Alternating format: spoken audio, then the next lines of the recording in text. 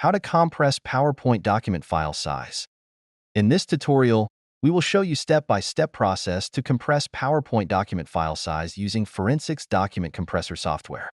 To install the Forensics Document Compressor software, download it from the link in the video description.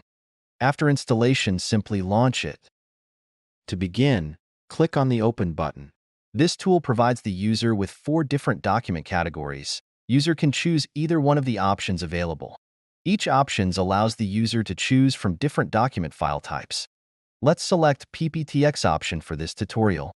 It further enables the user to choose files or choose folders. Choose files option to select single or multiple files. Choose folders option to select the entire folder at once. Click on Choose Folder option and select the folder containing PowerPoint document files. And click on Select Folder button. A panel showing the list of selected folder or folders containing PowerPoint documents will appear on the left. Click on any folder to view its contents. A panel will appear next to it showing the list of all the PowerPoint documents, and here you can view the number of files within the folder.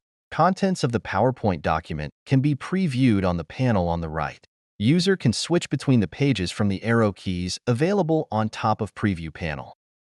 This tool also enables the user to search for the particular PowerPoint documents. Now let's see the compression process.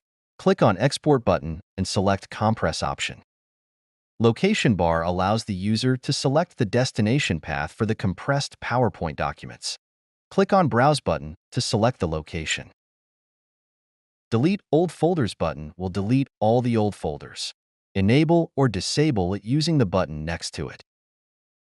Open Folder After Export is Done option will open the destination folder after export is done. Enable or disable it using the button next to it. Image Quality Level option can be used to adjust the quality of the image or images. Adjust the image quality using the box next to the particular option. After configuring all the settings, it's time for the compression process. Click on the Save button, and the compression process will start. Shortly, a pop-up will appear on the screen indicating that the trail version only shows the file details after compression but will not export files. And to remove the restriction, the user will have to purchase a license for the software. Click on OK. And here you can view the compression details and compare between the original and the compressed file size. And that's it for this video. Thank you for watching.